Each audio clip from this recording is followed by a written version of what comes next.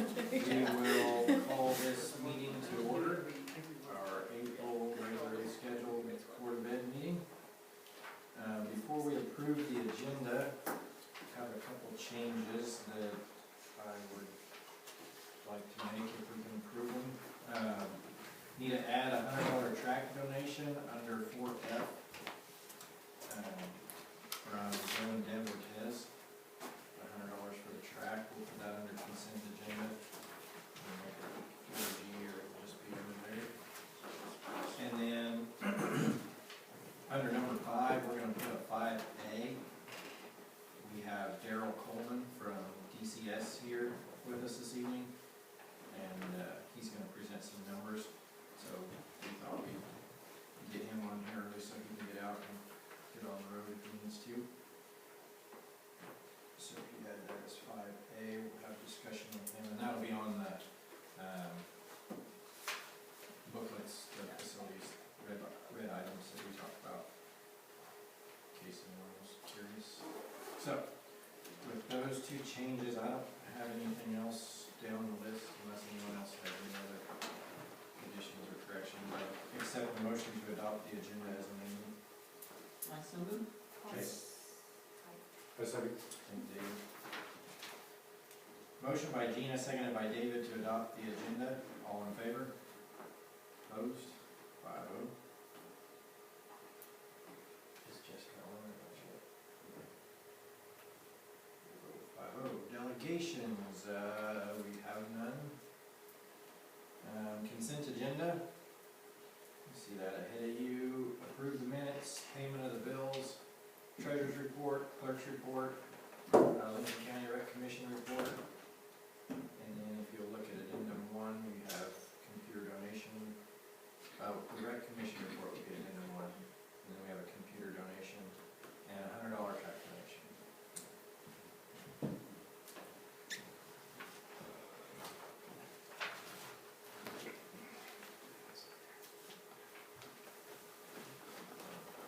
Let's do that. We accept the motion to approve.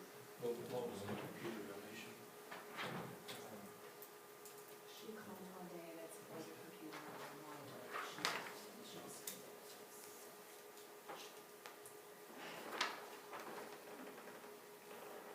I'll move we accept the consent agenda. Okay? I'll second. Bree. Okay, motion by Jason, seconded by Bree to approve the items listed on the consent agenda consisting of approve the minutes of the regular meeting of March 6, 2023, approve the minutes of the special meeting of March 24th, 2023, approve payment of the bills, approve the treasurer's report, approve the clerk's report, approve the Lincoln County Rec report, addendum 1, accept the computer donation from Jenny Zacco, and accept the $100 donation for the track renovation fund from Joe and Deb Ortiz. Any other discussion? All in favor? Opposed? Okay. Next we'll have an art presentation. Mr. Crenshaw will introduce them. I asked Mrs. Heller to come. If you've seen any of our social media, we've had quite a few awards and I think an outstanding, successful year in art. Mrs. Heller's done an outstanding job, and I just asked her to come, share some pieces that were in competitions, maybe tell a little bit about the program at the end of her first year. Yep. Yep, so like I said, we enter in the Osborne, and there's different categories that they each could enter in. So that consisted of graphite, mixed media, oil pastels, acrylic paint, the list goes on. I had Molly, one of my students, come in to kind of show and tell about her pieces that she won 2 of them on third placings here. So Molly, do you want to come up and kind of share with them your portraits here, your inspiration? Well, a lot of my work that I do is based around sort of drawing myself and the people around me. And this one ringtone, my phone was actually going off during class. And yeah, it was just my ringtone, and yeah, I decided it'd be funny to submit this of my inner despair. What was the ringtone? Was it Green Day or something like that? No, it was a mashup of All Star. Oh, that's right, yeah. And this was just it was an assignment, I think, for chalk pastels. Yeah, that was an assignment, and I have a similar one that, she also, same thing. Art 2s and 3s, because I have a combination of art 1, 2, and 3 in each period, I try and kind of challenge the 2s and 3s a little bit, kind of group them, and give them a little more challenging, kind of towards the same goal, but with different mediums maybe, or something that might challenge them a little bit more. So they gotta choose between either chalk pastel or oil pastel. This one she won second. It's Salima. She did, so it's self-portraits. We were working on self-portraits. And she chose the oil pastel route, and Molly chose the chalk pastel route. So that kind of explains that. I've got some other pieces too. Alyssa, she does really well also, and she's a freshman, so I'm super excited for her. Hopefully she'll keep taking art class. This one she won first in graphite at Oxford, so. And then another freshman, she got second here in mixed media with her depiction of the biblical angels, what they're described as in the biblical Bible. She put that together. It's a mixed media of, your feathers and then the acrylic paint. And lastly we have Bentley, and she is junior. Yep, she is a junior, and she did this oil pastel also. So between oil pastels, we got first and a second place. So just kind of briefly go over some things I've done in the art program. I feel like I've kind of shaken things up a little bit with having a teacher that's been there for so long prior to me coming in. I like to think maybe some of it's for the better. Yeah, it is. I've had some good feedback, so it kind of boosts my confidence. I mean, But- Miss Hayworth was a really great. good teacher. Yeah. But I like your more hands-on approach and more interactive approach, because she would help if you asked, but she Sure. was very, like, but you are, You had to ask yeah. in order to get New some kid feedback or energy. anything. New kid energy, I like it. So yeah, some things I've kind of done with them. I've given them feedback over their artwork, even as I'm grading them. If I see some things in here, I tell them, I'm not here to discourage you on your artwork. These are things that I see, but it doesn't mean it's wrong or right. Just maybe something you could kind of tweak up on to make it even better. I've done some like in class sort of step-by-step sort of things where we did chalk pastel landscapes, and I did kind of like a step-by-step thing with them on how to create the trees with chalk pastel, or like reflections in water, stuff like that. I've had Cher Olson, which would be my husband Grant Heller's aunt. She's an awesome painter. She came in actually just recently and did a little lesson with them on what was it? Air painting. It's painting with landscape. So I'm just trying to kind of expose new things and maybe other people's perception of art too to them, and really try and open their eyes on all that. Let's see. Oh, got things here. Things I kind of was thinking about moving forward with the program. I really want them to see art as more than just an artist with their artwork in galleries. It can be more career choices out there in the art programs. You know, there's options out there. So I would like to kind of incorporate maybe some artistic photography even, because like for the categories, that is something at these art shows, is photography is a category. I feel like right now, I only know a couple, and I don't have them in my art class that are good photographers, and I would like to explore that more. I myself took several classes at Hastings College with photography. I took a class where we went out to the Panhandle of Nebraska, and Sam Abel, if anyone is familiar with that name, he's been in National Geographic. His photography has been in National Geographic, and he came with a trip with us and my professor, and I got to learn a little bit with him too, so that was kind of a big deal, you know, so I got to learn from someone who's been there, done that. It's a pretty big name. Illustrated design art, I want to kind of explore that too more, so that's going to be like your Adobe Illustrator. That's going to help them with a lot of different things like graphic design. It can help them with illustrate art in like books, like children's books or something like that, you know. So yeah, I kind of want to spread out, kind of branch out even, and see if we can push that into, maybe this could be a career path also, not just a outlet to pass time, you know. There can be choices out there. So kind of had what I had today for the art program. So yeah, thank you. Thank you, Molly, for coming down and sharing.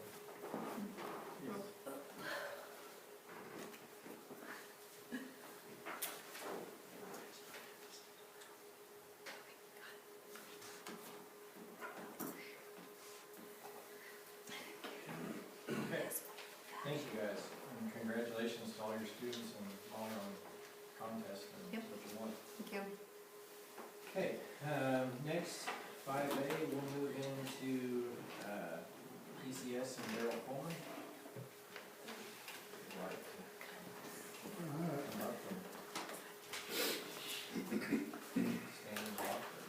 I'll stand. I've got plenty of drive time in front of me, so, That's Mr. Coleman, yeah, it is. So somebody recognizes me from 30-plus years ago. I started my education career as a science teacher in Tuscany.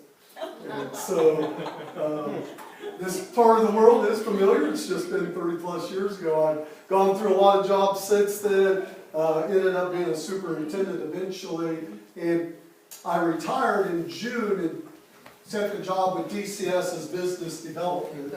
And so you guys hired us to do a facilities assessment, and we've been through a couple of the steps. You all have your book in front of you. The first step was having the architect and the engineer come out and do an on-site visit to come up with the information that's in the book and code it as red, yellows, and greens. And so, you know, the reds then become priority in the first needs, and so that takes you to the next step, which then is for the board to prioritize some of those reds so that you can get some preliminary budgeting on those projects. And that's what I'm here tonight to discuss, is some of that pricing. But I want to make sure that I start off with this pricing is what we consider the high end, okay? It can definitely come in lower, but one of the things you learn pretty quickly in the business world is if you come in low and then it's higher, the customer isn't near as happy as if you come in high and it's lower when we bid it out. Because the process that would go down if you would hire us to do any of these projects would be then we would draw up specs and we would go out and get bids from the contractors to do this type of work, and we would bid it out to several contractors. And because of our relationship with Greenbush and their cooperative purchasing, we're the selected vendor, you meet the bid laws by us doing that, if you do them as, as projects. Even if you did them all as one project, you don't have to put the bids out, you don't have to draw up the specs, we do that for you. And then where we pay our bills is by adding onto that project, our projects, we add 10% flat fee for all the work that we do. And then we manage the project all the way till the end. You guys still select which contractor you want, and we do the paperwork and get it signed, and then the work starts. But we have supervisors that, superintendents, job site superintendents, that will be the contact person in making sure the project goes as it was bidded out and gets done correctly all the way to the end. And we get you any warranty work and all that comes with it. So that's kind of our bread and butter jobs are exactly what you're looking at on this sheet, or in this booklet, and then on the sheet that was handed out with pricing. We worked in over 90 districts in the state of Kansas. We're only 6 years old as a company. We're not a huge company. We're not a performance company. We won't do any of the work. Nobody swings a hammer or turns a screwdriver. We hire that out. We manage the project from beginning to end, like I said. So with that, like, you have a whole booklet of things that are reds in each of your buildings. There are things that were yellows and greens. And again, the reds are immediate needs. The yellows are 5 to 10 years. And the greens, you have at least 10 years or more before those projects or whatever they are need to be done. Any questions about just what we do before we dig into the numbers? Just about the information you got from the book, or how we handle the process?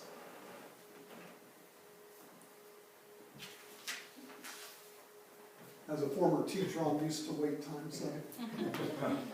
Not trying to force anybody to ask questions, I'm just going to assume it's been explained to you before I came on.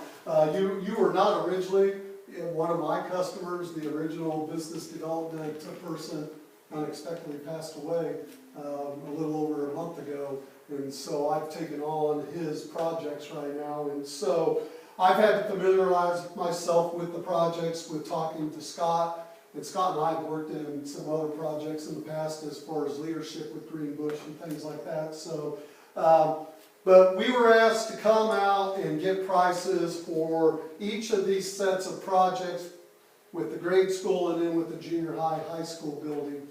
And so we've done that, and I just want to go over the prices and a little bit of what that means, and again, answer questions. So one of the things we were asked to do was, looking at the flooring at the grade school, was to remove any of the VAT, which stands for vinyl asbestos tile, and you have a lot of it, all right? In fact, we truly believe that under each of the classroom carpeting there is more of that tile, but it's been covered by the carpeting. But to remove just the areas of the corridor and lunchroom, which is quite a bit of square footage, that price, we're coming in, again, preliminary budget numbers, remember what I said, at $55,000.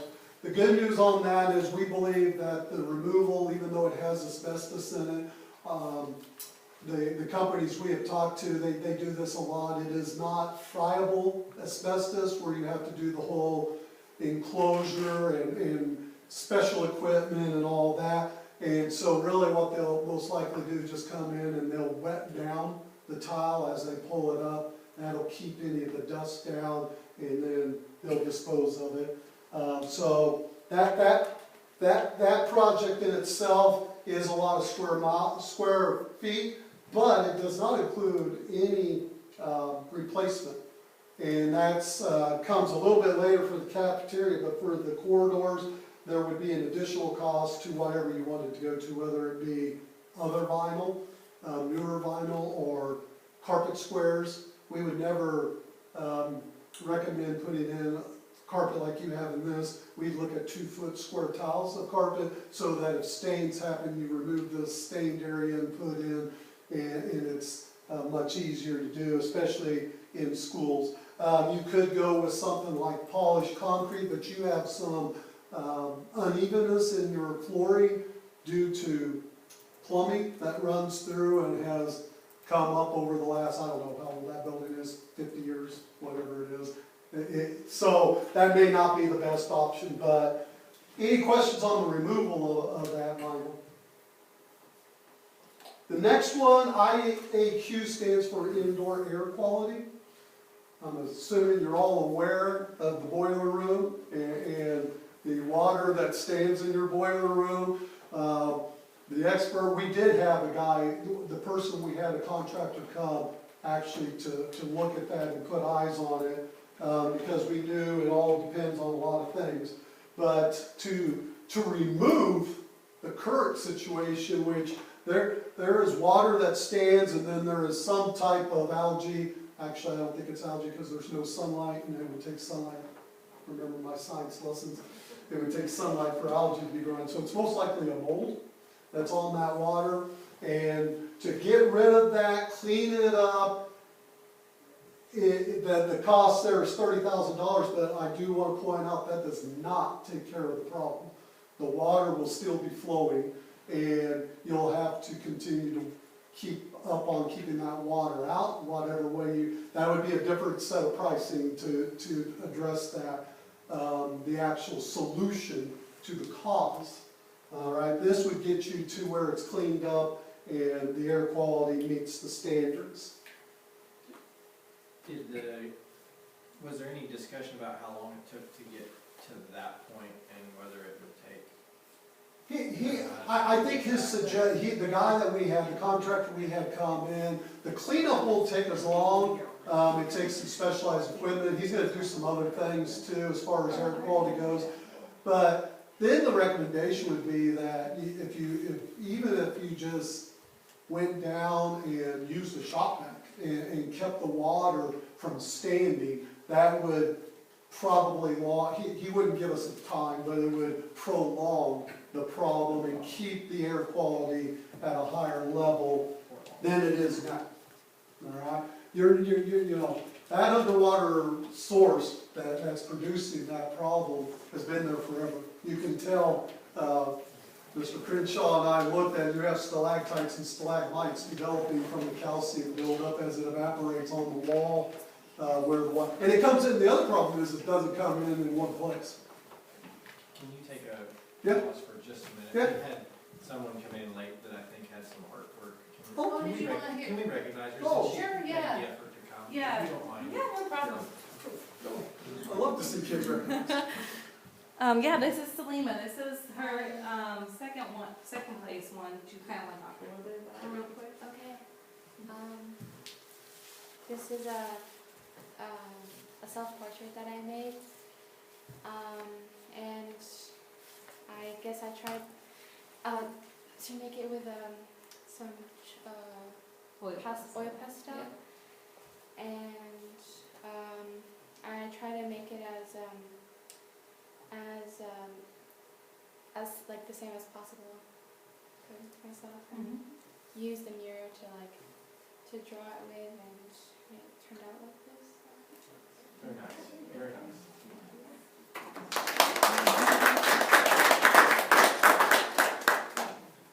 Okay. Now, if you guys would. Okay. And I will say each of them got medals too Medals too. at the Okay. Osborne show. So. Thank you for coming tonight too. Congratulations. Thank you. Time out of your evenings to come and talk to us, so appreciate it. Thank you, Daryl. Oh, no problem, no problem. Any questions on the indoor air quality in the boiler room? Does it sound like we just need to put a sump pump in there? You know, yeah, we think that we've talked as a company about some options. One is, you know, the space, that level that where the water is at in that boiler room is no longer used for any services. So, you know, whether or not you could break in and put a sump pump in to get rid of the water, you would have to, or we can. We could bring somebody out and address that. We tried to stick to the projects that we were told, and But yeah, I do think that could be a solution. It's a matter of, is there already some sump pumps around? If I remember right, there were some. There's one sump pit with 2 pumps in it, but you need, the floor is so uneven, either it needs to be re-sloped so it goes actually to a sump pit, or there needs to be strategically placed additional sump pits put in. So it might not be adding sump pumps, but it might be adding ways to get the water in the corner that it likes to set in to the sump pumps. And whether that's to, again, the floor down there is not, I mean, that area that's below the steps, there's no services down there anymore. The equipment that's down there has been disconnected, and if it wasn't so heavy and big, it could be removed. But it's heavy and big. I mean, all of it is an old boiler and a bunch of other stuff, so yeah, and it's heavy, old cast iron and steel. So, like they used to make equipment. A boiler now is half the size of what it used to be and is made out of stainless steel and aluminum. So they cost less, but they don't last as long either. So I think that could be addressed, definitely. And I think that's something that would make sense to be addressed as you clean it up. But this would get it cleaned up and the air quality taken care of for the short term. And then looking at getting rid of the actual cause of the problem would be addition, and we can do that and have somebody come in. Other questions on that part? This would for sure get us to a point where if somebody came in and saw that, they wouldn't say, oh, can't have school here, this here is bad. That whole mold and air quality has increased over time, and I think the thing you got going for you, it's in an area where it stays for the most part in that basement area, but as it continues, that won't be true, in my opinion. And I'm not an expert, I'm a retired superintendent, what do I know? The next one we were asked to look at, which is always an important one in districts as they make improvements, is the secured entryway and relocating the office. You have a lot of the security in place, so that's not the cost. The cost is in moving where your office currently is located, which was a great place for an office when it was put there, but in this day and age, you want access. So we're looking at going out, whatever entrance you call it. West side. The west side entrance, and have them come in and have to go through the office to get to the building, except for in the beginning of the day when you want students not to have to go through the office. There would be a set of doors that would allow students to pass through until the beginning of the school. But you have a lot of the security in place, so there's not additional cost for that. This would be remodeling the space, doorways, and putting in that, you want that buffer area where you have the front door and then you have the next set of doors. That's what this cost of $150,000 would include. And just for clarification, that would be going into the west doors that go to the cafeteria where there's already 2 sets of double doors. You would enter the first door and then turn left into what currently is the computer lab. That would be the office suite there. And then there's a door to the east side of the computer lab that then you would go into the hallway and into the school. I'm more and more discouraged in our society because unless we're going to put bulletproof glass or bulletproof doors, then glass foyers aren't a solution to a secure school. If you saw the videos from the last incident, glass doors are just not secure. So it's discouraging. That is it, and I've been involved in remodeling buildings that I was superintendent of into these safe and secure spaces, but in this day and age, you do what you can, and you provide what you can, but I don't know that there's any guarantee anymore. There's other things, besides the entryways being secure, but that is one that we did price out. Restroom remodel at the elementary school, both the men and the women. This is an area that we have $175,000 on that. That would be taking out current lavatories, toilets, all of that, replacing it, doing some floor, wall replacements and updating, get you to ADA, because right now, I'm gonna tell you that you probably meet the ADA code of 20 years ago, but your bathrooms don't meet ADA code as of today. Now, you don't have to. By law, you only have to meet the code of when the last time you made a major change or built the building.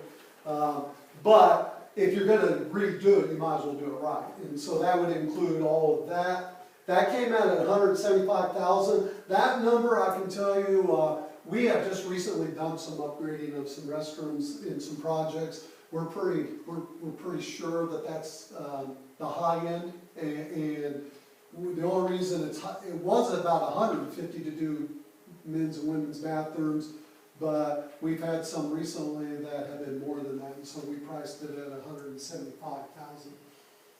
Questions on that one? Well, I'd make a comment, and I've only been in the men's restroom over at the grade school, but I've got fixtures that are this high, and I got kids that are this tall.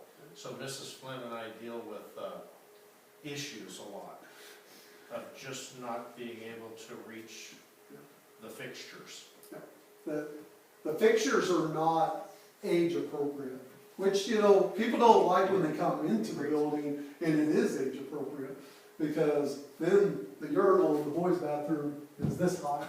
And, you know, if you're an adult, you're gonna have some that are at least adult size too. So, and you've got different ages in that building, which, you know, just makes, we would work with the architect in getting a design that is both functional and ADA compliant. The next one is the building automation system. That really is about control systems for your HVAC for the most part. And that's a $225,000 price tag. I would tell you that you would have to look at return on investment on that. We always talk about when you do any updates to HVAC or control systems, are you going to get return on investment on savings in, you know, energy costs to help offset the cost?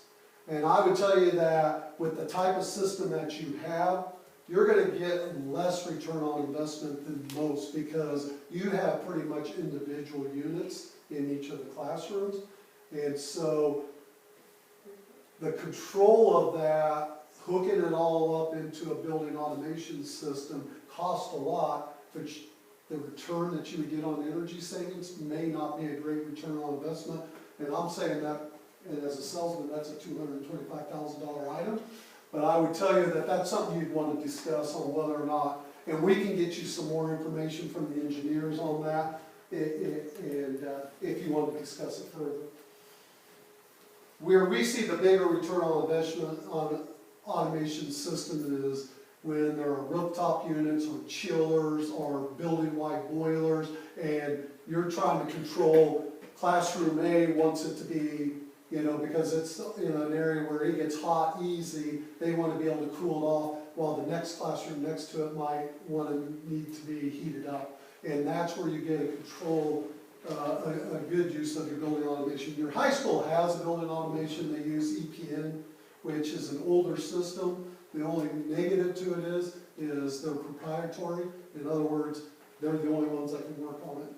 Whereas now they make open-ended systems where anybody can work on it. And so, so enough about that. I didn't mean to get into the weeds of geekiness there, but the other one we were asked to look at is the soffits at the elementary school, and wrapping them in metal so that they look better than they do currently, and B, they last longer than the wood. And so we might just wrap what's there, or we might have to tear out what's there and then put up metal. But we initially, again, preliminary, put $80,000 on that. But you have a lot of soffit. That's a big building, and there's a lot of soffit around there. Some of it is not going to be easy to get to, which is one of the reasons why there's an $80,000 price tag on it.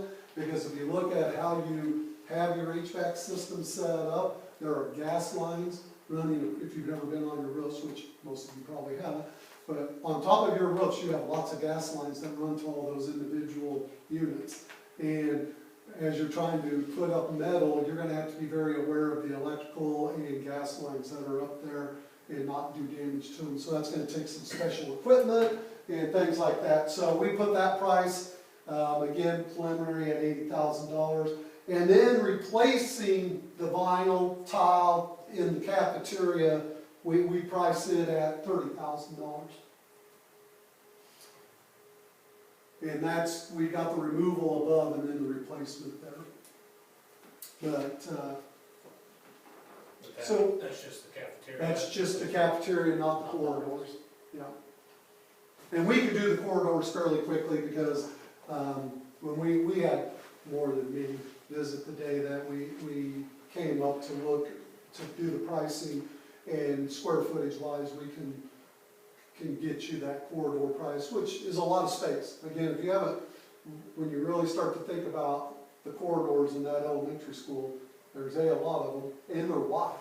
Nobody would build today with that wide of a corridor because of cost restrictions on square footage. You would make them a minimal amount by law that you have to do. But those are fairly wide, so we'd have to get you a price on that if you wanted to replace that. Any questions total on that? I think if you add that up, Mr. Crenshaw, didn't you say that came out to? 745, but that's not subtracting out the 225,000 for the automation system. That is, if you just total it up as listed there, $745,000. So at the junior high school building, a lot of what we looked at was on the outside, and it was related to each other with windows, ephesus, and just some doors. And so we brought in a company that we use a lot for that work. We brought them in, again, to see it, to help us price it. So I feel pretty solid about these prices because one of the contractors who would put a bid in helped us with this pricing. So when you look at the precast front of the building, the ephes and the seal control joints, you know, in between each of your cement slabs, there's joints, and the ceiling in all of those joints, especially the south-facing ones, are gone, and so you're getting water penetration to a certain degree into those joints. It's not so gone that it's just an open spot, but it's time to be removed and replaced. And in the facade, or whatever you want to call it, the ephes is definitely needs to be removed and replaced, and the cost of those two jobs is $130,000. So am I the only one that didn't know what ephes was? Because when I grew up, we called it stucco. Now they have a cool. In the 80s, they changed the name to ephes. It stands for energy efficiency and front building systems or something like that. But that's replacing your stucco in the areas where there's stucco, or patching where there is, and that included the whole building.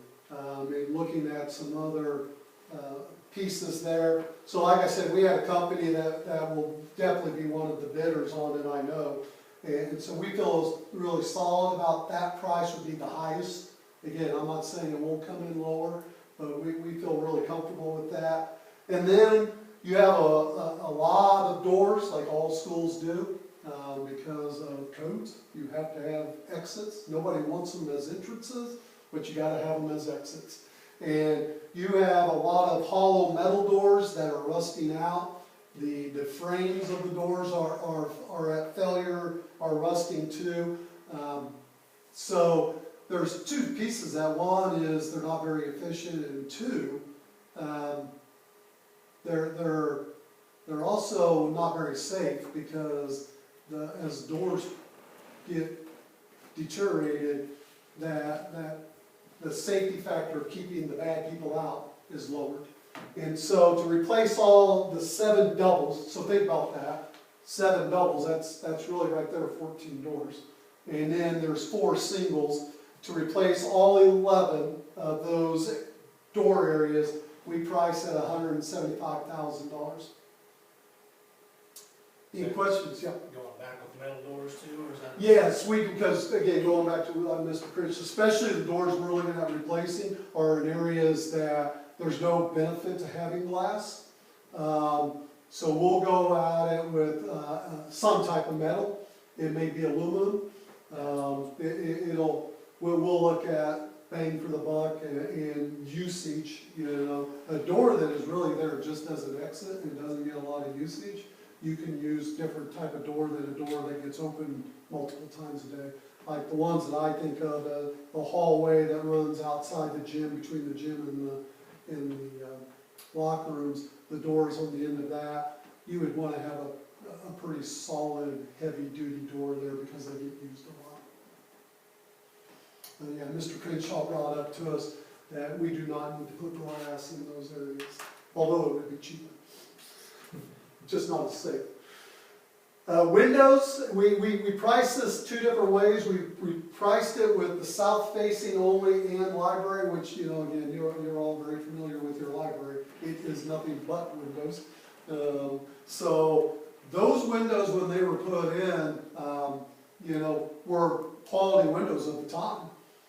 Now, over time, you've had some issues where I would, in further inspection of them, changing the grade up to the windows and lowering the grade so that the water runs away from the building. I don't know that it runs towards the building. I just don't think it runs away from the building as well as it could. So we looked at that and then just sealing up and replacing the windows completely to get you a more efficient window. Whether you want the cool blue color or just shaded glass, we can discuss that if you choose to move forward with that. But we priced it that way, and then if you did all the windows, we priced it at $375,000. You don't have a lot more windows. I mean, I think Mr. Crenshaw mentioned that day, most of the windows in that building are south-facing. And so you take care of a big chunk of them, $235,000 worth of that work is just south-facing windows. And of course, that huge bank that makes up the library, and I guess there are some other spaces right there, but it's the majority of the library. Questions on that? That would be replacing the library windows completely? Is that? Yep. Okay. But does that price include any work on the slope or a It stem does wall not. type thing? I don't know that would be as pricey. It actually comes into one of your other, in your book. These are the reds you picked out for us to price. There are a lot of other reds. And I do, if I remember right, there's a discussion about drainage somewhere. And so that would be separate. And really, it's either, we think your best bet is to dig out from where the windows are at and put concrete so that the water flows to what you already have at if you look at where your sidewalk runs, there's already drainage and you already have your downspouts running to that. And if we could just get a concrete, 3-foot, 4-foot concrete off of the building, that would keep the water better away from your building and not have to worry about continually worrying about the slope, because over time, you're going to continue to get dirt piling up against those windows. Was there any talk about a stem wall? We didn't, there was discussion, yes. And I would have to get some more, I would have to talk with the other guys where that went. I do remember them having a conversation about it. Do you remember that, Scott, too? Mm-hmm. Yeah. They didn't think with us, if we could get the grade to fall away, and they talked about cutting a pretty significant V and pitching it to the south. They thought that the knee wall or stem wall would just be a waste. You wouldn't need it because you wouldn't have that. Right, what you have right now, whether the grade's right or not, what you have right now is dirt right up to glass. And whether that, I'm sure it wasn't designed that way originally, but 1995, if I remember right, it was after I was in Tuscany in 89, 90, and 91. It's just, you know, they probably should have thought about 30 years down the road and put the concrete out from there to start with, but they didn't. Who knows why. The wind blows and the dirt settles Yep. in the grass. Yeah, exactly, it just builds up, and so especially with it being south facing, you know, north wind blowing into it, that happens fairly often in Kansas.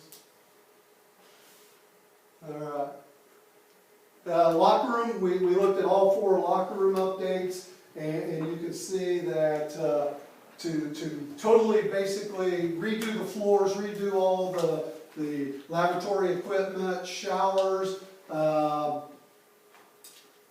sinks, the toilets. I don't think we didn't look at replacing lockers because they were in good shape. It was really just kind of beautifying what you had and really taking care of some deferred maintenance, especially, I didn't go into the girls' shower, but in the guys' shower, the showers have been fixed, and they've been fixed in a way that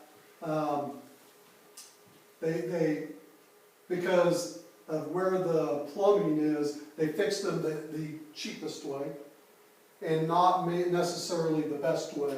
And we would remodel it so it was the best way and give you some individual, group showers is no longer a thing. I'm not saying there's no laws against it, it's just not a thing.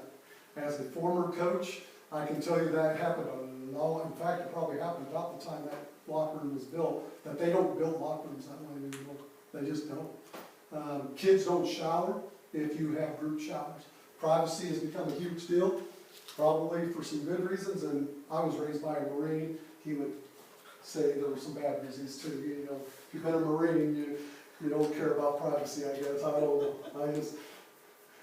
I just know I grew up with a different mindset that's out there. So, you know, if you look at that, if you break that down between the 4 different locker room areas at $450,000 to bring those up to, again, some aesthetics, but also newer equipment, toilet, you know, again, ADA requirements, and some of that is about privacy issues and things that would be addressed too.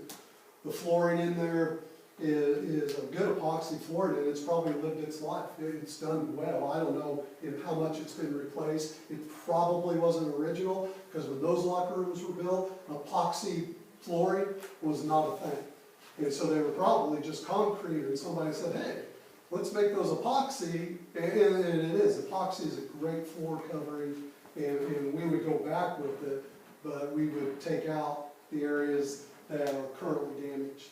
So, and then your biggest, you know, another of your bigger price tags, and where you do probably get some return on investment, is that last one, which is replacing your packaged RTUs, your rooftop units, of your HVAC at the high school. You've been doing that a little bit over time. In fact, this number is outdated, because when we visited, you hadn't voted to buy 7 new ones, and you got 7 coming, so really that number's 13, and so that's probably 130,000 instead of 200,000. But I do want to give kudos, because your local vendor that has been putting them in has been getting you a great price. Because I'm telling you, the units, when we found out what you were paying for a unit, we can't get them for that. Now, that's maybe partially because we work with all kinds. We've used every company there is.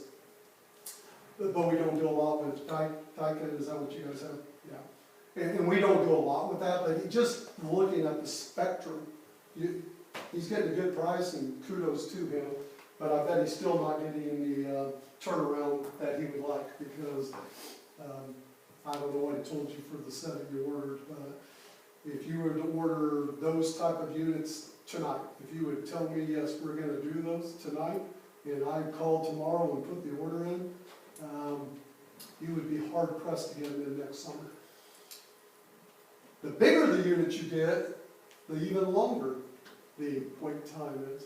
And so you're lucky that your RTUs are not huge by any means. That's why you have so many of them. But that piece is one that the pricing did change, so that 200,000 is really more like 30,000 with the 13 that you have. You get a pretty good return on investment. I talked about that. The systems you have when they were put in were very efficient and high quality units. But the EPA and the feds have increased the requirements for energy efficiency on all HVAC equipment, and so they become more efficient. So you will save some money on your energy savings when you go up. What we have found, though, is that energy savings is lost fairly quickly because people regulate their heat or air more when they work properly and efficiently. So, but you will save money. And especially with, you have an automation system in there. If you don't replace it, we'll hook it to the automation system you have, the thermostats basically that you have that are computerized control. But if you replace the automation system, you'll gain some even more efficiency. Because now somebody in your district, whoever is designated, will control those air temperatures and more efficiently than what you have. Although at the high school, your system there is doing that already. So. I didn't address all the other rents because we weren't asked to, but you all have the booklet. Some of those are aesthetic. Some of those are ADA compliance, meaning that you're in compliance, but the new codes would say this. Some of them are actually included in some of these. Like there's some ventilation at the elementary school that is included, like the bathrooms will get updated and things like that. And so that's unless you have questions, that's, you know, the next step is for you to have, I think that part adds up to 1.3 million or somewhere thereabouts at the high school. So for a total, if you do all the windows, it's just over $2 million in projects. And so the discussion has to become now, maybe more discussion about prioritizing even these and long-term discussions about how do we pay for this and all of those things that go into on top of still addressing the other parts that are in the report that you have in front of you, and all the other costs that you have that will continue to rise. You know, that's why I retired, because it was keeping me up at night, and I retired, and now it doesn't keep me up at night. Although I do call my superintendent on occasion as a taxpayer now, and you know, I know all the right things to say, because I know how the school budget works. But and there's all kinds of things out there. I know Scott and I talked, you know, school financing was not even approved in the legislative session before they went home. They did not approve K-12 education budget. Now, they have to by law before they can adjourn, but they didn't address the largest part of their budget. And there's probably some political reasons which I won't get into about that. But you know, you need to know all of that prior to making decisions. And these are big dollars, so we don't recommend any district just willy-nilly giving us full approval without lots of discussion. I'm available to come back anytime, or if you have questions, you can have Scott give me a call. I'm more than happy to get the information on other things that are out there. So, any other questions? So I have to ask, because you knew who I was. You look familiar, but it's been 30 plus years. David Bell. Oh, and I talked with his mom. Yeah. Hey, it's good to see you. See, I knew it was going to hit me somewhere between here. I still live in Seneca. So it was going to hit me somewhere between here on 81 and 36 Highway before I got home. So it's good to see you again. That was a good time in my life.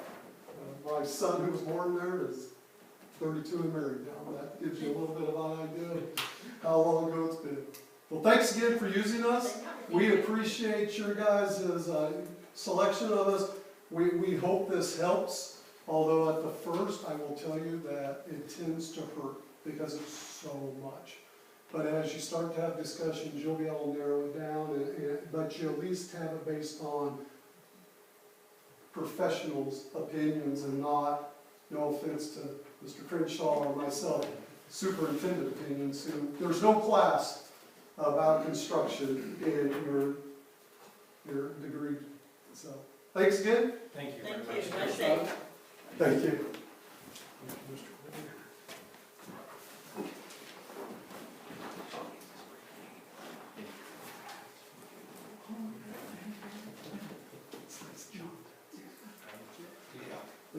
We have a lot of opportunity. I move we prioritize. Yes,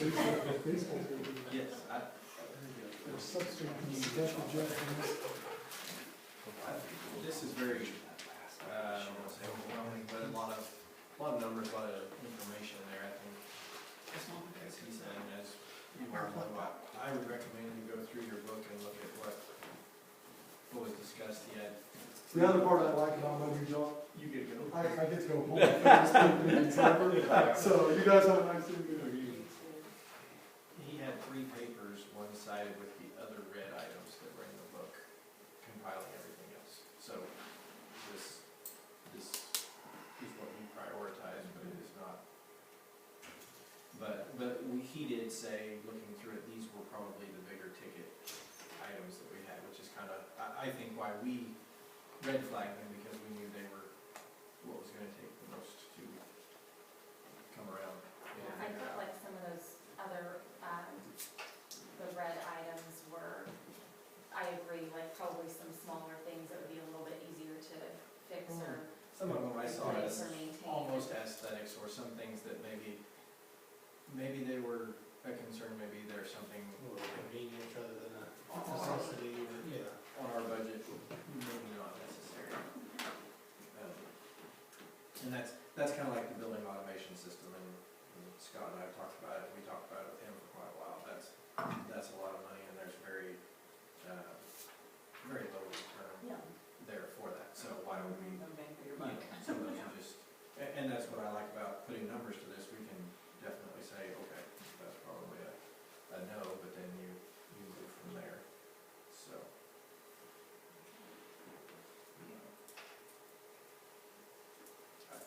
I think it warrants more discussion. I don't know how all of you feel about like a Saturday, sit down and discuss full-on budgets and options and how this. Cash flow plan. Yes, how this would all work, how it would look.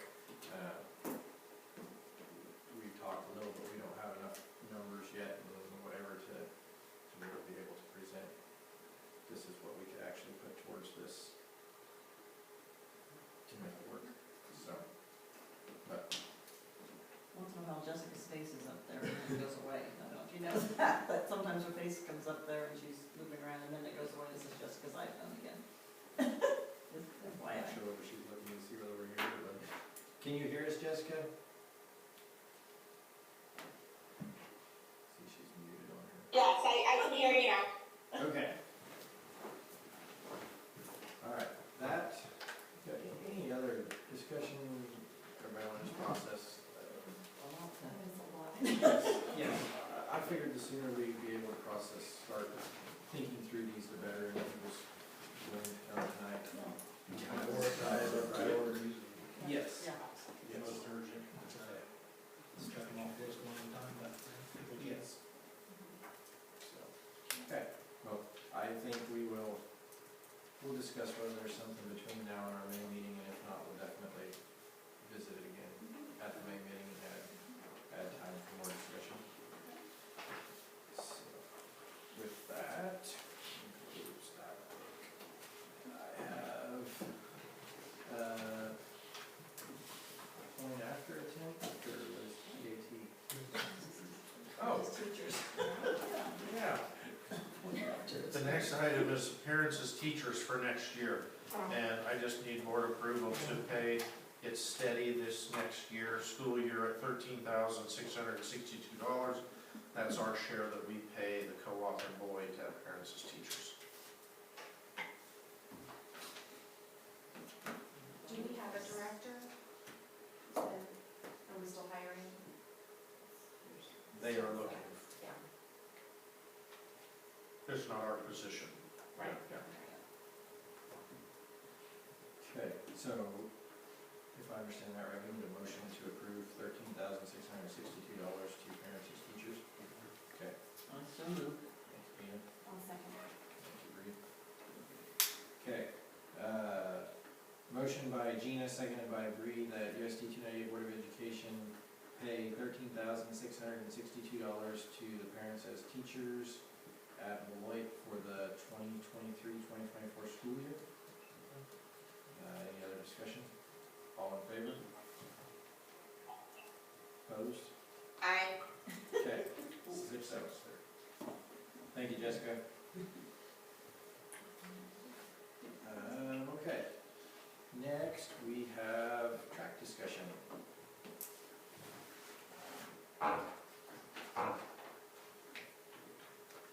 Evening. Hi. Do you want me to move this so you can see Jim, or should we move over here to Jim? That's fine. I don't want to be the only one stared at. And one member of our committee is listening in. Listening in, yes, yes. Okay. You have anywhere you want to start? You want me to start? No, I would start by saying I think we have some really solid numbers from Sam Fisher. I talked to him on the phone. He would be available for a call, but his thought was the same as mine. He's given us numbers, he's given us options. I put together, I put together a spreadsheet for him to review, just to, because his was all kind of wordy and had all kinds of stuff with it, and I just put numbers, like drainage. Yeah. Sure. So rather than this whole paragraph of drainage, I just put drainage, 30 grand. Asphalt, 176 grand. Concrete. So I tried to simplify it just so he could look at it and say, yeah, that's really what I meant in a very clear way. So. And then, do you want to talk about the other questions you asked me about at the asphalt? Where that ended up or not? Oh, well, he did say in his email, he said the $176,000 asphalt base, he said, given the price of the way things are going, he said, I would probably bid that at $250 now. So he said it's just a very volatile market, and so he can't guarantee anything, no matter what. It's just a volatile market, anything has to do with petroleum. And none of his prices included the milling of the track or the removal of the curbs. And that's in this document, and if there's enough extra, you guys can see just a spreadsheet of totality. There's a couple more here. Sure, yeah. Two there. Thank you. This was just for that.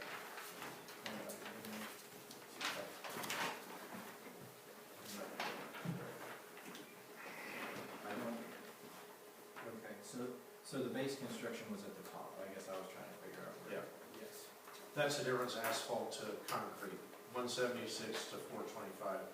And then his reply to this was, I'm not sticking with 176 right now. Yeah, and then you made some comment about concrete's hard to find because of something the Californians did to whatever ingredients are, so I don't know, it's too bad we live in such stupid times where it's ridiculous. Okay. And you would think after how many years of having asphalt that we would be getting better at it, and no, of course, asphalt's getting cheaper as is everything else, and he didn't think longevity was any better than, the longevity of our old asphalt probably better than the longevity of new asphalt that they would pour, which. This first thing we need to decide which way we think would be the right way to go. I kind of think so.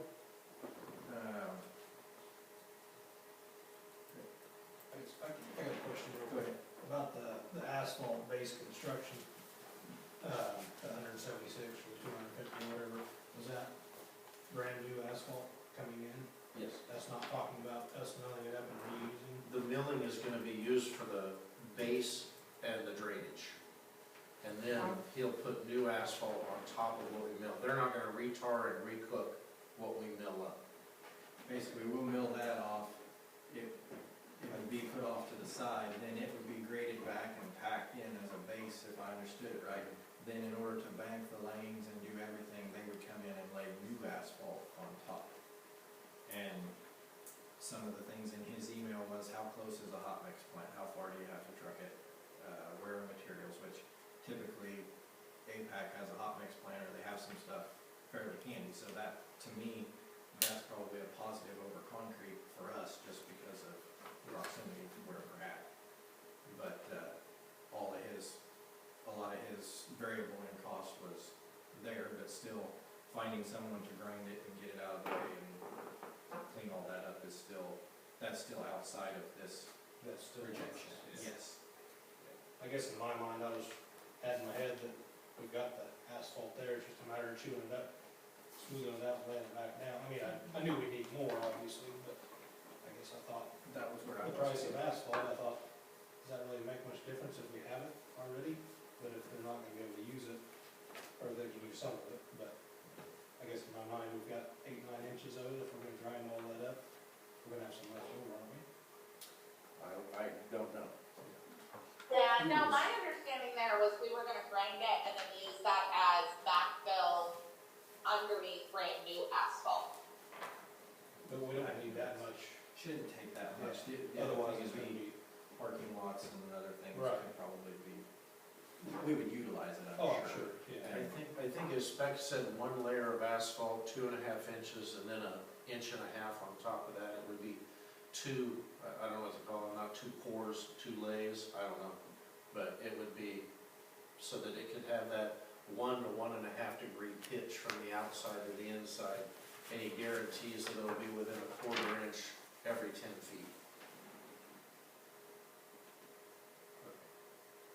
But still, that's gonna be 4 inches thick overall, what we got's twice that, so we're gonna have extra in my mind. Although I know we're going wider, we're going, and we'll use, I'm sure, but. And runways and different Right. things. Like I say, some of our Fill. discussion too was if we grind up pole vault and long jump, if we go with the new layout or whatever, where we pull that inside, some of that's gonna be extra too.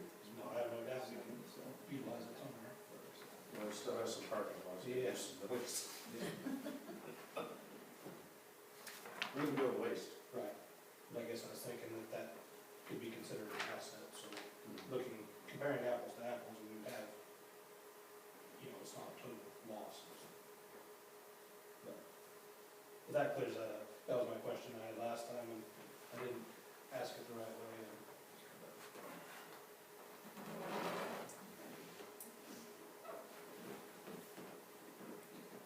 I guess I would like to see us investigate, look at the concrete version of the track. I know it costs $250,000 more, but then our kids are doing the same thing 20 years, 30 years. Wondering what to do.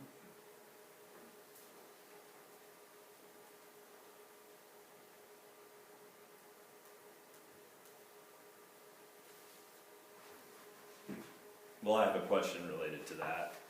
He recommended, he said that he didn't feel like the project, that the post-tension concrete was a good value for our project. Isn't that what he said in the email? Well, because of our location, it's more of a northern construction, the conversations I've had, because of the freeze-thaw cycles there. And I think it's indicative that there's only one other one in the entire state of Kansas. I don't know good, bad, or indifferent, but, I don't wanna say it's abnormal, but when there's only one in the entire state, it's kind of abnormal for here. It's not what everybody's going to, in our area. If there was this big thing and he said, oh, I put 10 of them in the last 2 years in Kansas, it is the new thing, then that might be different, but he hasn't expressed that. Would you agree with that? I want to look, because I just feel like he specifically said that it was not a good value for our project, but he didn't really elaborate beyond that. But I should be able to find his email here pretty quickly and just see if I even have the wording right. Which, I'm not expressing support or opposition, I'm just simply saying, what did he say and why did he say it? We should give you information. Yes. My concern is Lincoln County, we are a clay county, we're not sandy, and clay always moves. There's always moves. And just to point to that, and I'm no expert, Mr. Bell, by any means, but in theory, that substrate that we don't have currently is supposed to be the cushion for that movement. The clay and everything is supposed to move the gravel or the compacted, but right now the asphalt was just right on the dirt, so when the dirt moved, the asphalt moved. In my understanding, it's not classified as a floating system, but it gives it the float that preserves the asphalt. That's my understanding. Those millings should. And currently there's limited drainage, right? The current drainage system is allowing water to get underneath it, and the drainage portion that we're talking about with the bid is meant to help eliminate that. I'm sure it's impossible not to keep water from under something like that. And he did point out when we talked to him in person, a hot black asphalt track sucks water to it. I think I shared this before, like solder in a pipe. You heat over here, put your solder here, and it draws. And he said that heat differential from when we're sprinkling the football field in the summer, that water hits the ground, but it will suck under that track. I'm still curious whether the concrete curb was a little bit of a thought to keep that from doing that in the beginning, but, and I guess I still think, and this is just my opinion, you had yours, but we've done all that concrete work, we've done everything that's there to add a foot of concrete and have to bring everything up or re-slope everything. If you have to re-slope from the south end of that track down off, or I don't know, I just see that being more of an issue to even an aesthetic issue to have I don't know, whether we're to that point for the concrete track or not, I don't know. And Wasn't it something like 12 inches? I thought I remembered something about that it would add on to the height of the. It would be sloped. And we were talking variables in cost, and he said there's a semi-load or more of cable and a semi-load or more of rebar in that concrete track, which is another variable cost thing that, depending on what China's doing today or tomorrow, depending on whether that's higher level. But as far as where your variables can, because we were curious what possibly this price range can move. Okay, I have provided an alternate price for post-tension concrete, but, and this may have changed in the last couple of weeks, as inexpensive as asphalt is in your area, I'm not sure that it would make a lot of sense for you at this time. A properly installed asphalt foundation and synthetic surface is going to take you out a good 25 to 30 years.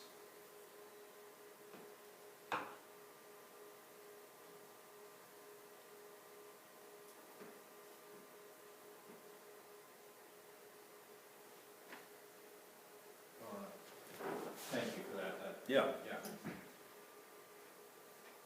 I guess that brings me to my next question on which one and what cost. Where do you see, Mr. Bell, the funds coming from for doing one, the other, or either?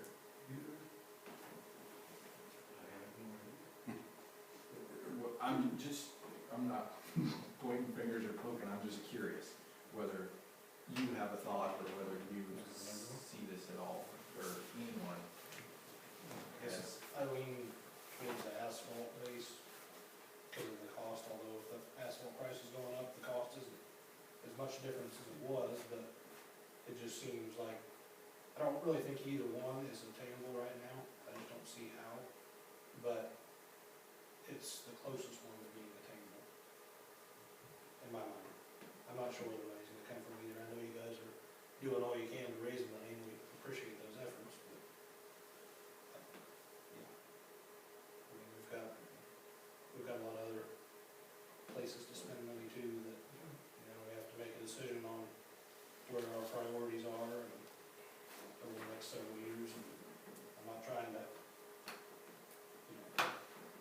down the idea of a track, but it's hard to do everything all at once. Yeah. I just hate redoing something I've already done. Yeah, and we do need a track, I mean, we need to have, Right. and the rest of the facility, you know, we've got everything down there so nice, other than the concessions and whatever areas, but Yeah, and there's- that whole thing needs to be. Once again, there's so many more expenses there, and I think the track we have would have lasted longer with better maintenance. I understand it's cracked and it wouldn't have done, but you can tell that it's hard.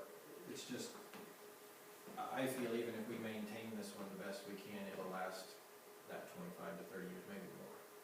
But It had been built correctly and not just on, we've got 20-year-old air conditioners that are running 27 years, and, you know, it's just, no one's gonna stick their neck out there and say that'll go 50 years, because nobody's gonna do that, but nobody says it wouldn't go 50 years either.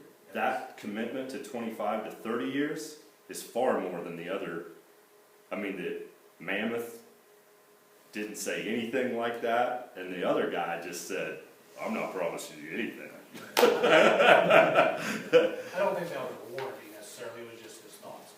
Or did he specifically say he's gonna guarantee it? Oh, I didn't guarantee it, but even the fact that he would extend himself, I They mean, don't say it's gonna be there. we met with 2 other legitimate bidders, and they were, they just weren't willing to commit to anything. I mean, you could have maybe paid for a guarantee with Mammoth, I can't remember exactly. And then I talked to another entity, and they wanted a core sample before they would do anything. And he said a core sample was not necessary. Isn't that what he said? He said, and I mean, I think it probably comes from building 1,200 tracks over 40 or 50 years, or however long it's been. But Yeah, if you figure out that base and figure out what it takes. let me tell you what I think about the financing of this deal. So we're going to get to 200. I feel pretty confident that we're going to get to 200,000 through a variety of resources or whatever. But what we need is to know what the board supports, because I believe that there are grant opportunities out there. I believe that there are significant donors out there that once we say, you know, we're 100% on board with spending $450,000 or $500, whatever it is. You know, we feel comfortable about this guy, and we support this. That's what we need to get the rest of the money. Do I think we're going to raise 100% of it? Probably not. Are we going to, you know, are we going to have to look at some other options? I don't know what, you know, some type of a IRB or something like that. I don't know if there's any kind of other funding source that could be paid off over a period of time that also could utilize long-term commitments from donors or continued pursuit of grants. But, and the other thing we probably need to know is, what does Sam need before we can get him to come? If we have $200,000, could we go forward with this project with the idea that we'll continue to work on grants and donors and things like that?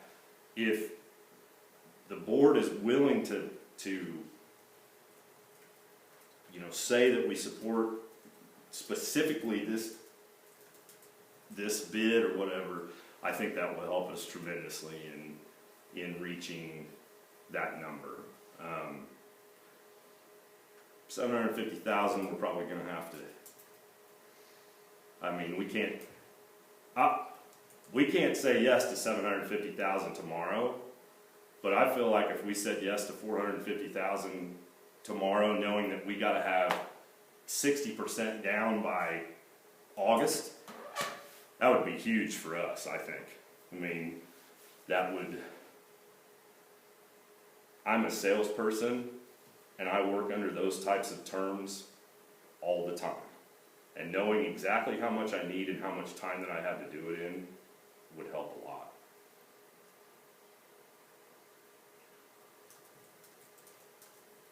Yep. And I guess my concern, I mean, I get what you're saying, I understand you need a hard target to shoot for so you can apply for these grants and things. But what happens if they fall short, and how much are they gonna fall short? And then how much are we gonna be responsible for it? There's just a lot of unknowns. Sure. I mean, if you told me you could get, if we tell you what we wanna go with and you can get all the grant money for it, yeah. Yeah, But I know you can't make that guarantee. right. And that, you know, you got 200,000 now, roughly? We've got 116. Yeah, with what we would get from the county, assuming we didn't raise any more, we'd be at 150,000. But if we raise 24,000 by the end of June, we'll be at 181. So we're still, at the very least, 300,000 short if you guys don't, you know, and I don't feel like we're in a position to cover the rest of that right now, in my opinion.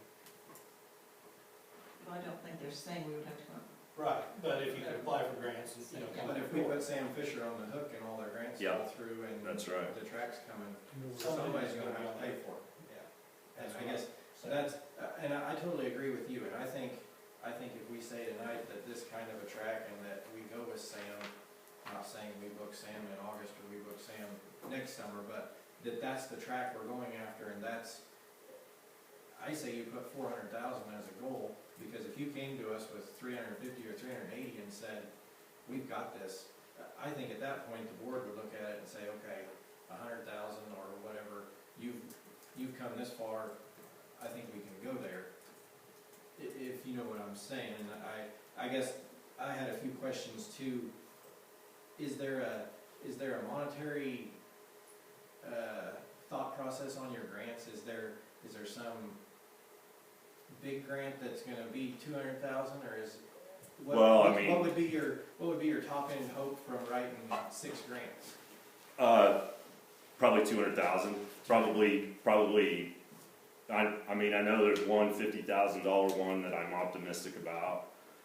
Although they're the Dangy Hansen Foundation. There's specifically a grant for health and activity, health and wellness. However, their grant applications have more than tripled since they've done such a good job of marketing themselves through the various foundations across their footprint. But We told them we'd call up the Dangy track. Well, It feels the same thing for them. that was another question. I went back through, I was trying to figure out when we started this, and November of 2020 is when you stood before us and said, Really? let's do this. So, it doesn't seem that long, but 2020 was such a fun year. yeah, So that was what I found there.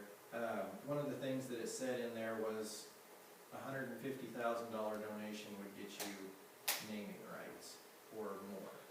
And I guess I was curious, do you have any kind of a recognition plan? we do.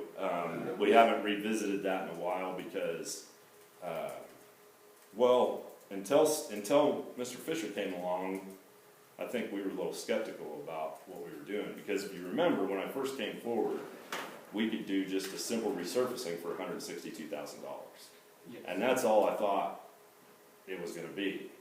And I knew it was bad, but then I got out there and saw that it looked, Worse. I mean, it was just, underneath it is just incredibly horrible. And so then you had to start looking at you spend $162,000 on it, and then you're going to have to spend $162,000 on it again in 10 years. And of course, it's going to cost twice as much at that point. I think we went, I think after seeing it and then having Mammoth come out and say 1.2 million and the other guy come out and say 350, 550, 750, but never really telling us that he's got this system that he's not quite got done yet, but he thinks it's going to save a bunch of money and it's going to last longer or whatever. There was kind of a mourning period for me where I was like, oh, well, this just isn't going to happen. And then, we got back to it, we got fired up, we had a couple people come in with some significant interest, and then Mr. Fisher came in and his bids are half of what mammoths are, and his explanation, very wordy, but obviously detailed, great reputation, recommendations, things like that. I guess I don't think you need to say, we're gonna hire Fisher Tracks, and we're gonna do it right now at the end of this meeting tonight. But I do think you need to say that you endorse this bid, if you do, and support us working with this guy, because he's built enough tracks that he probably has some relationships that he can help us, and some experiences that he can help us, with the fundraising process. I mean, maybe if I were on the board, maybe the motion would be something like, we endorse the use of Fisher Tracks if the fundraising committee can raise 75% of the estimated cost by, well, we need to talk to him about dates and when, that's the kind of thing that's, because what's it going to cost next year?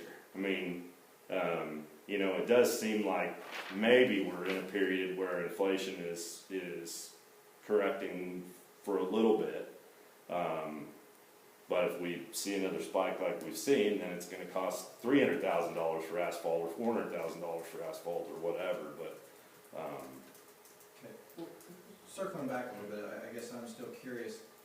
You're doing a fundraiser here in May, correct? yeah, Okay. So if there's somebody out there that wants to donate $70,000, do they get anything for donating that? Do you have a? We have tiers. Okay. I can't remember specifically what they are, but yeah, that's been documented, and we've shown that to people. But if we're talking about naming rights, we don't really have a figure for that. I'm just curious. I'm wondering. Okay, I was tagged in the email with your trackathon thing, and I go out and form a team, and 10 people donate to it, and they donate significantly. Do I get the recognition for raising that money, and then my name goes on the board, or do each of those people get their recognition for donating to that trackathon? I guess I'm just curious so that we can try and help sell this, because I've talked to 2 or 3 people in the community and they didn't even know you were on a track committee raising funds, or that the track needed replaced. And so I guess I'm curious if you're going to get the word out that this is happening and how it's happening, so that and I guess the other question is, what's your overall goal for your trackathon? Is it 15,000? Is it the 24 or 25 for the match? So does everyone know that that's the goal that we're trying to reach, or are we just shooting for whatever we can get? well, there's a lot of stuff there. Do you want an answer to every line item, or? I mean, first of all, if somebody's going to come in and donate significantly, what is that number? $1,000? If 10 people on a team donate $1,000, are you telling me that somebody on that team is going to be frustrated about the fact that their name isn't on the side of the building or on a track or something like that if they donate that? We have tiers. There's 10, 20, 30, I don't know what it is, and we have a plan to have signage on the side of the field house building, and went through all that. But I really don't see a team of people that are walking in a trackathon that they're going to get too frustrated if their name is not on a board if they donate. I mean, if somebody wants to donate $5,000 or $10,000 or $20,000, we probably can address that with them on a case-by-case basis. I guess we probably haven't done as well as we should have as marketing and promoting this. Social media shares, a front page article on the Sentinel that said to save the date. And then we're currently doing some outreach to individuals to have them form teams. And then there's corporate outreach for anybody that may want to, instead of having them organize a team, maybe they want to do corporate giving or whatever it is. Currently recruiting prizes to award for most laps, most money raised. We're going to have youth races, and there'll be youth prizes for those kind of things. And, establishing the goal, the whole process, I just feel like it's been really difficult to say, to put one of those big red thermometers in the front of the district building and color it in with a, you know, with a marker all the time. I just feel like, it's been kind of a plodding process You more need than this a, target in order to get there. yeah. So it's, I mean, like I said, I think it would help just a lot if we said we were shooting at $450,000. Yes, yes. Yeah. Yeah, and that, I guess I was tagged in that email and got that information, but I want the whole board to know, because you're doing this, what, May 6th? Yeah, Saturday, May 6th, yeah. Everybody here knows, but I think the more we can get the word out, if we understand how it's gonna happen, I was curious, is there a number of laps that need to walk, or you just show up and start walking, or? We'll have a prize for the most laps, we'll have a prize for the most funds raised. Team members teams are encouraged to be 3 to 6 members. We're actually getting ready to resubmit the form out to everybody. We've submitted the forms and the details about the fundraising to, you know, all of the business community.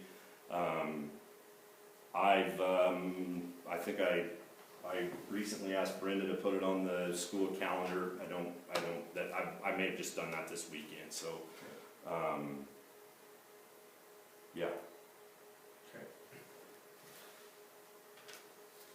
And then one other thing, actually, since we're talking about this, and I don't remember, if this was brought up, I don't know if Jessica brought this up, but this is not really something, Lord knows, I want it to rain as much as all of you do. I mean, probably not as much because I don't have as many acres of land as you do. But if this is something that can't really be made up, so we were kind of hoping that we could potentially use the gym if we would happen to be blessed with a downpour on the evening that happens. Initially we asked, you know, whether the size would be a problem, and I don't think it will be. I think we could walk laps in the gym and execute it in the gym without causing too many problems. But I do know that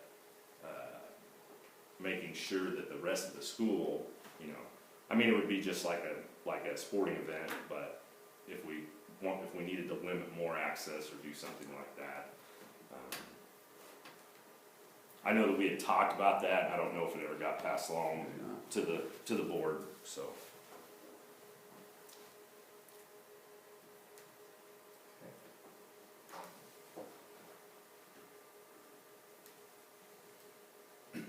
One other thing I forgot to mention, but that 435,000 or 500,000, whatever it's gonna be, doesn't include the removal of the grinding and milling. Did you ever get a ballpark figure on what it would take to do that? I have not. No, I never heard back from the guy I talked to either, so.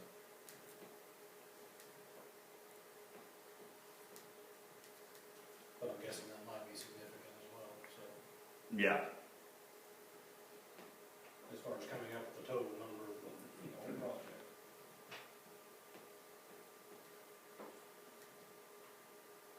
So if I'm understanding this right, you would like us to say that the board would like the track committee to look at the asphalt-based track from Sam Fisher, and that the board would be willing to revisit and possibly book Sam when we were within 15,000 of 400,000 or close to $400,000, or?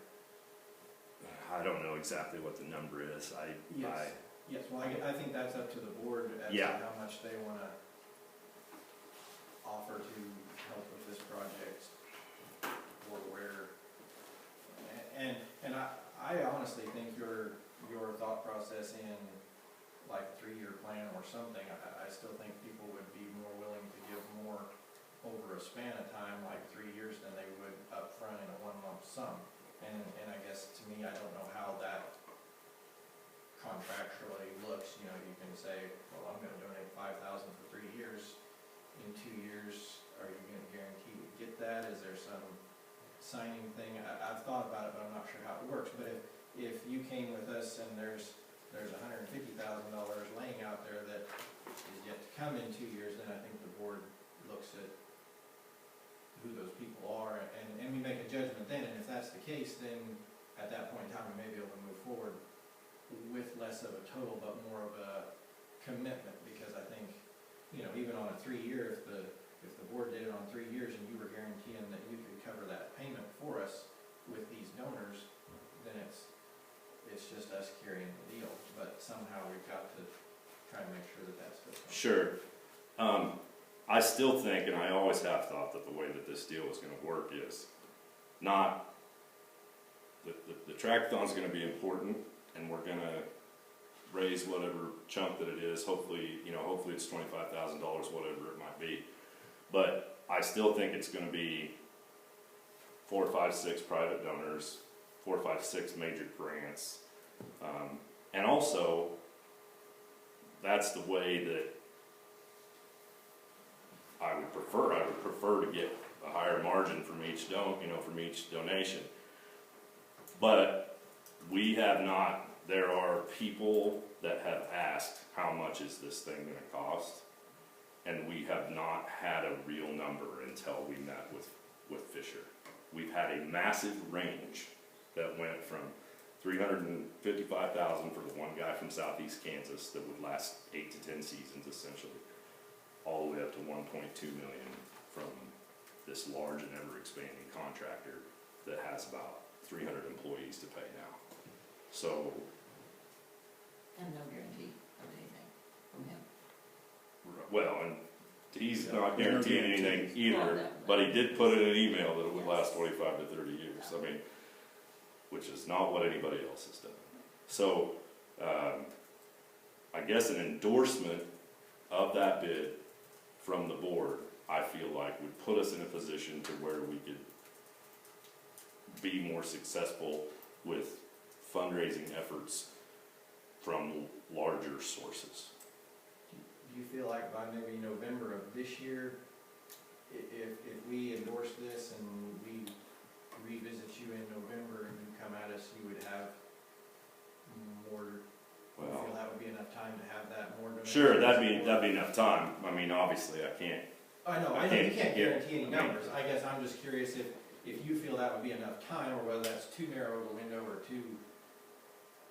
Well, I do wish that Mr. Fisher was part of this discussion, so that we would know, what he needs to make a commitment, what his schedule looks like for the rest of this summer, he's going to have a guess at what the market looks like going forward. Sure, he can't guarantee anything either, but he's going to have an idea about suppliers and things like that. Of course, World War III might start tomorrow, and the petroleum market will be out of control. Yeah, but I don't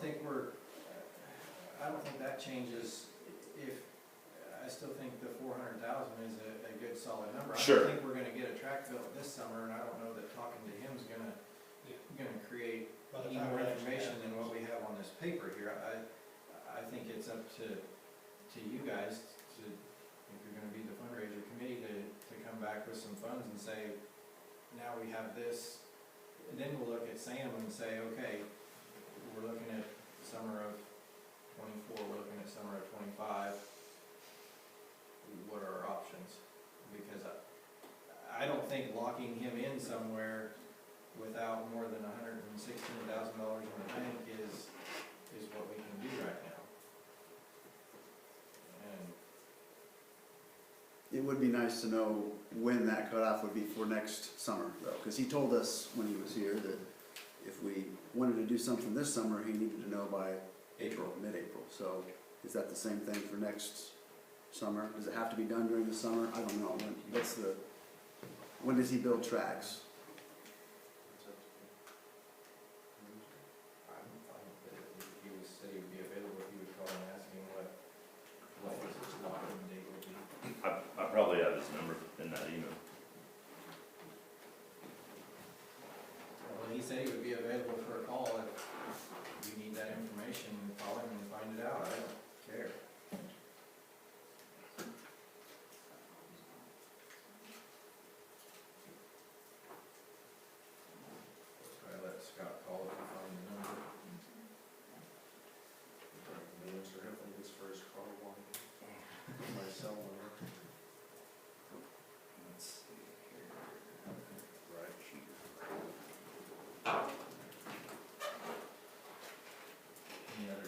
Okay, you ready? Mhm. 515-451-5478.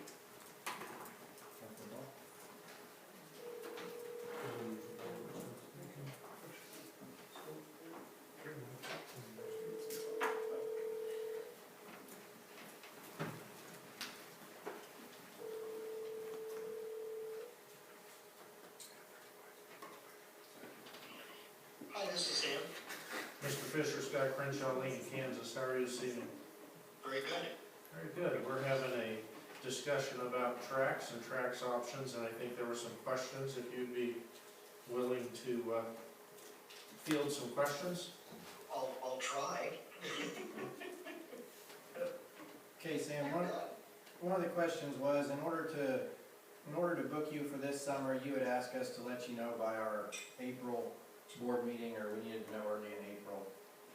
There's a little discussion do you put a cutoff on when you need to know for like the following year for 24, or does that kind of go on how many tracks you have?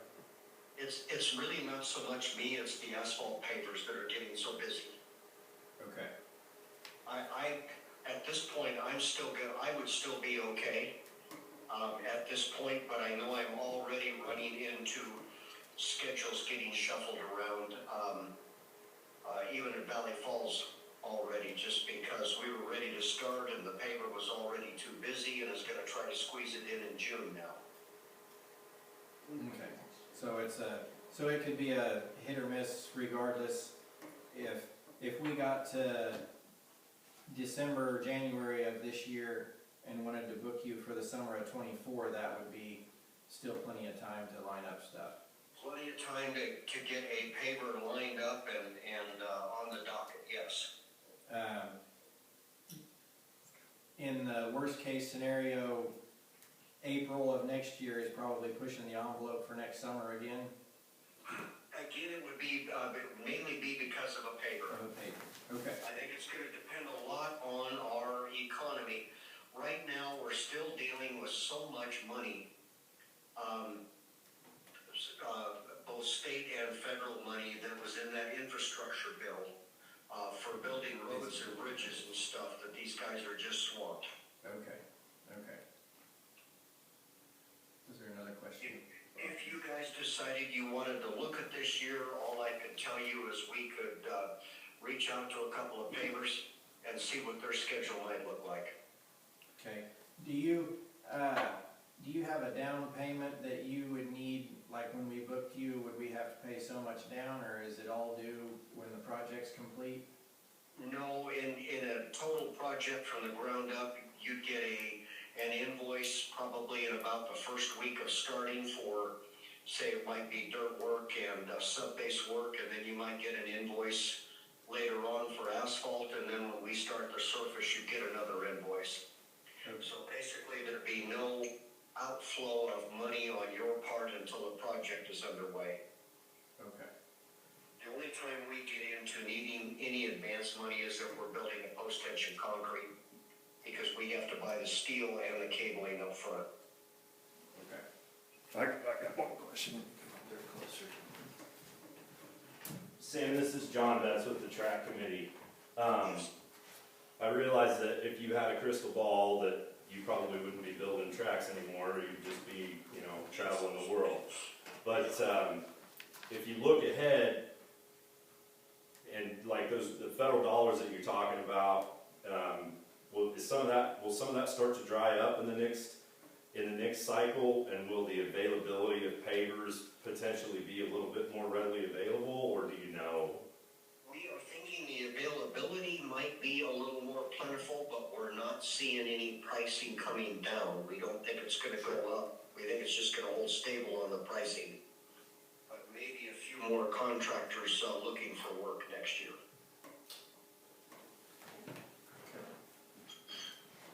Any question? Anybody else? Well, we wanted to ask him possible fundraising ideas, opportunities, what he's seen in other schools, how they come up with it. Was that something we talked about? That was just something, I think that's something we can email him later on. Good question. Good to know. I think so. Thank you, Sam, appreciate it. You bet. If anything comes up, feel free to call. Okay. Bye-bye. Bye.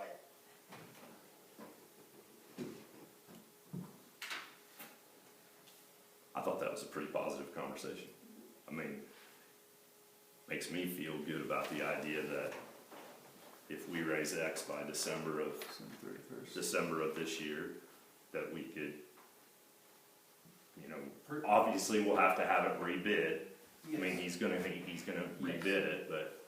Yeah, but I don't honestly think he's done enough that, and it's kinda like the other numbers we went through, I assume he probably shot us as close as he could, and Yeah. less, like you said, unless Saudi Arabia and China take over the world and oil goes to whatever, then some of those things are just outside our control, and when that happens, then we cross that bridge. And I just gotta say, he just keeps coming off as a guy that wants to provide a service. Yeah, I I mean, understand SWAT in schools. What guy is gonna say, I think there's the potential that the pricing is gonna stay flat next year? I mean, you know, all the other guys that say, well, I guarantee it's gonna be 20% increase. I mean, you know, whatever, so. For 3 years, you can't stand much more. So, okay. Is that what? I know, David, you've voiced your opinion on the concrete, and I voiced mine on the asphalt. Do others have any? I mean, I think what you're kind of wanting is direction on which way to aim. I'm not comfortable giving you a dollar figure right now, I guess, just because it's not gonna happen this year, things are gonna change for next year. But I guess, in my mind, I don't have a problem supporting your efforts towards a specific one, if that's what you're. Yeah, asking for. I mean, being able to say Decide that, what that is. Yes, yes, what the board will support and where they see this going, because ultimately it's the district's track, and so we have to decide what the SB2 is. No, I lost her. I could only have 2 40-minute meetings, so, and then she had already gone off before that meeting. Because I wish we could only have she's lost in space, I moved with her. That'd be good. I think that Time is running out. the asphalt is more realistic for us to be able to do at this time, especially where there's not been the one concrete one, and the track we have did not have the correct sub base or whatever you want to call it, so I would think the asphalt base track would be what we would shoot for. And I don't know that I mean, if they're needing a number to shoot for, I mean, even if, we're not being, against not to our heads that, okay, you said this, and so now we can't raise it, and you guys have to do it. I don't feel like it's just, they need a number to give people to have something to shoot for. And if you just say this board supports us doing an asphalt track, that probably isn't quite enough information for people. well, I guess what I would say in the fundraising process is that the board has said that they support the asphalt track, which currently, as proposed by Fisher Tracks, will cost $450,000 or $500,000, you know, whatever the, I mean. Well, then when somebody asks you, what exactly are you talking about, you can either have this figure, or you can say, it's gonna be ground up asphalt, it's gonna have an asphalt layer, it's gonna have a rubber layer on top, and you can give them a picture of what they want, because everybody wants to know what you're gonna do with it, instead of, oh, we're gonna build a track. Well, that could be any number of things. And his bid had a picture of a track. Yeah. So leverage, I mean, and to be able to show that to people, Yes, I thought that was. that's gonna go a long ways. I guess that's what I'm saying, I'm fine with giving you guys that support, but I'm not gonna give you a hard number and say, once you hit this number, we're gonna pick up the rest. Just because right now, you guys don't know, we don't know a year from now or whatever actually happens, what it's gonna cost. And for us to say, yeah, we'll pick up 100,000, well, by the time it actually gets done, that might not be, you know. But I feel like if you want a number to shoot for, just shoot for this 500,000, it won't be less than 500, about guaranteed. Right, yeah, looking ahead, yeah. If you wanna tell people that's what we're shooting for, and, you know, in a year, if it's gonna cost 700,000, then we might have to do other things, but. Yeah, we're probably gonna have to add, Scott was saying too, and I still think, and maybe 500,000 is just that good goal to shoot for, because that should help cover everything. If you get there, you get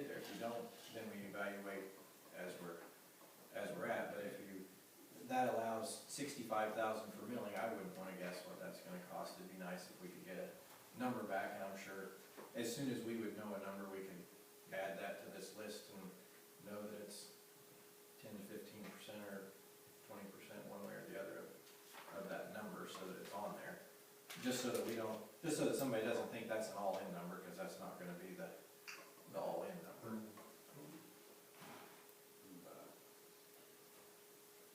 You want a motion on that, or just a verbal support, or were they not making Any grand commitment. do you want a motion on that?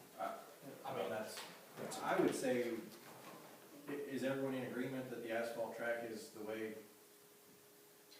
I appreciate what David's saying about the longer term option with the doing the post-tension concrete. I absolutely get what you're saying with that.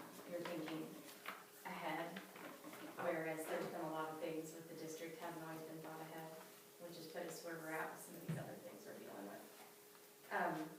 But I think the asphalt option is what is more attainable and closer to reaching that number. And I think it also gives us a chance to try to close that gap a little bit quicker for what they're fundraising for and what we may need to figure out to pull the whole project together from our end.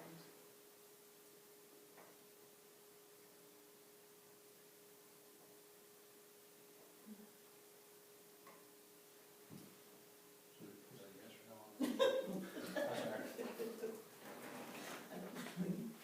I don't think we need a motion. I think as a board, it's a consensus that we support that asphalt-based track, and that we would recommend you moving forward on that track. And that is what the board would support, and then we tell people this is what 298 board supports. That's Perfect, great, pretty good. perfect, that works. There was saying, why didn't you say that an hour ago? No, this is good discussion, because obviously we need to have this discussion. These are not easy things, and I realize you had somebody just stand up there and say something about $2 million, so, I get it, so.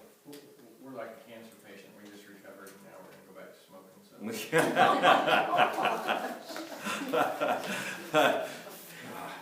See, these aren't on Facebook Live anymore, right? Thank you. Thank you, guys. Thank you guys for coming. Yeah, thanks a lot.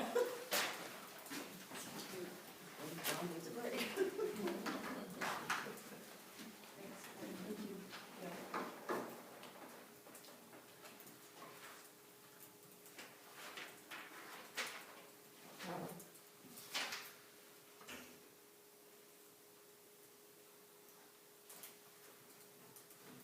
Does anyone need a 10-minute recess break?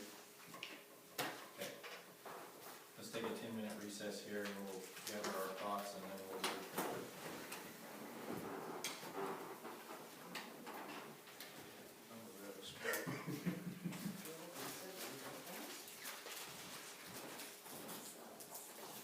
Now, no, not a chocolate thing. David still got some? He's running Came in our house over the last. Anybody in the crowds?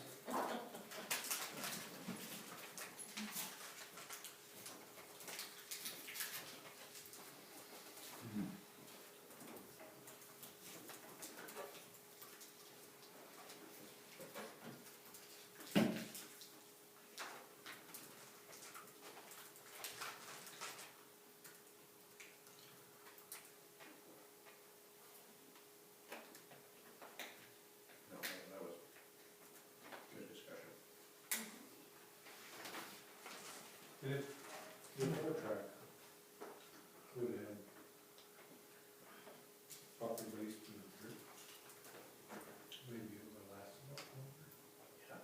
Well, I honestly think that if we had rehydrated that rubber that's on there, or had top sealed it at all, it wouldn't have cracked and split open as badly.